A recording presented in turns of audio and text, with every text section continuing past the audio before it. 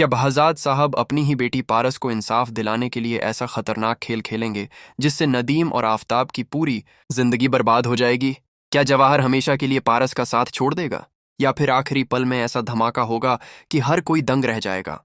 और क्या कहानी का अंत पारस की प्रेगनेंसी की सबसे बड़ी खुशखबरी के साथ होगा?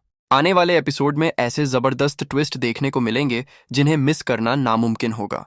बेहजाद साहब बड़ी चालाकी से नदीम और आफताब को अपनी ही साजिश के जाल में फंसा देते हैं।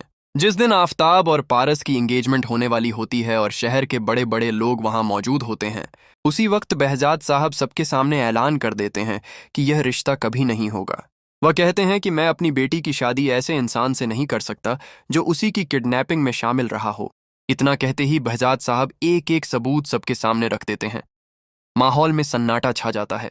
तभी पुलिस पहुंचती है और नदीम व आफताब को हथकड़ी लगाकर अपने साथ ले जाती है। शाहीन रो रो कर अपने भाईजान से रहम की भीख मांगती है, लेकिन बहजाद साहब का फैसला नहीं बदलता।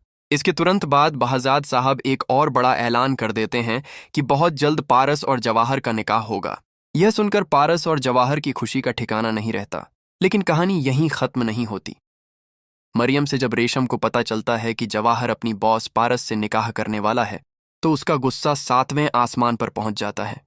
वह अपने अब्बू जान के साथ फौरन कराची पहुंच जाती है। निकाह की रस्म शुरू ही होने वाली होती है कि तभी रेशम सबके सामने आकर चिल्लाती है, यह निकाह नहीं हो सकता। पूरा हॉल हैरान रह जाता है। तभी उसके अब्बू जान हार्ट अटैक का नाटक करके सबको इमोशनल कर देते हैं। मजबूर होकर जवाहर उन्हें अस्पताल ले जाता है। अस्पताल में रेशम के अब्बू जान जवाहर को इमोशनली ब्लैकमेल करते हैं और कहते हैं कि मरने से पहले मैं अपनी बेटी की शादी तुम्हारे साथ देखना चाहता हूं। मजबूरी में जवाहर पारस से रिश्ता तोड़ देता है, लेकिन किस्मत को कुछ और ही मंजूर होता है।